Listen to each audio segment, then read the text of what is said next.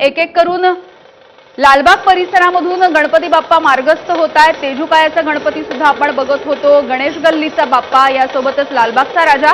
दुसरीकडे नाशिकमध्ये विसर्जनाची ही मिरवणूक सुरू झालेली आहे आणि अगदी पारंपरिक पद्धतीने लेझिम खेळत ही अगदी लहान मुलं सुद्धा या विसर्जनाच्या मिरवणुकीमध्ये सामील होत आहेत। मुंबई असेल, नाशिक असेल, या सगळ्या भागामध्ये हळूहळू पावसाची बरसात सुद्धा होतीये, मात्र हा उत्साह तसूभरही कमी झालेला नाहीये।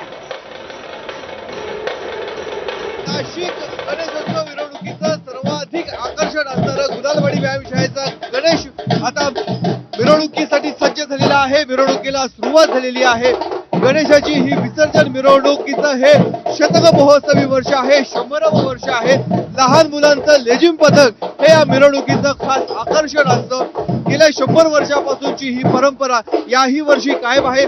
वरून जलधारा कोसळत आहेत, पावसाच्या सरी कोसळत आहेत आणि आपण बघतोय लहान लहान चिमुकले, तिसरी पासूनचे हे चिमुकले या लेझिम आणि ढोल पथकामध्ये सहभागी झालेले आहेत। त्यांचा उत्साह या पावसाच्या धाराच अधिकाधिक वाढवत आहेत। खरं तर यंदाचं हे शतक महोत्सवी वर्ष आहे, मात्र मंडळाच्या पदाधिकाऱ्यांमध्ये वाद झाला, त्यामुळे यंदा लेझिम पथकाच्या मुलांची संख्या काही प्रमाणामध्ये कमी झालेली आहे, काही प्रमाणामध्ये रोडवलेली आहे। तरी देखील अखंडित परंपरा याही वर्षी कायम असल्याचं बघायला मिळतंय। तालबद्ध, लयबद्ध असं हे यांचं लेझिम पथकाचं सादरीकरण नाशिककरांचं सर्वांचं लक्ष वेधून घेत असतं। नाशिकच नव्हे तर संपूर्ण महाराष्ट्राला या मिरवणुकीचं प्रमुख आकर्षण असतं आणि याही वेळी भरून राजा कोसळत आहे, पावसाच्या धारा कोसळत आहेत। त्या बाजूला चिमुकले आपली कला सादर करत आहेत। कॅमेरामन किरण कटारेचा मुकुल कुलकर्णी, माझा नाशिक।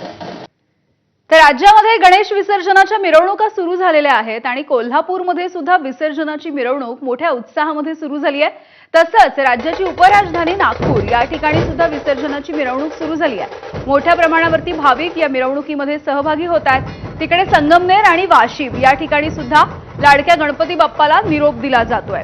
तर केवळ मुंबई, पुणे सारखे महत्त्वाची शहरच नाही तर संपूर्ण राज्यभर हा उत्साह कशा पद्धतीने सुरू आहे, हा जल्लोष कशा पद्धतीने सुरू आहे आपण ते पाहतोय। कोल्हापूर, नागपूर, संगमनेर आणि विदर्भातलं वाशिम या सगळ्या ठिकाणची दृश्य आता आपण पाहतो आहोत।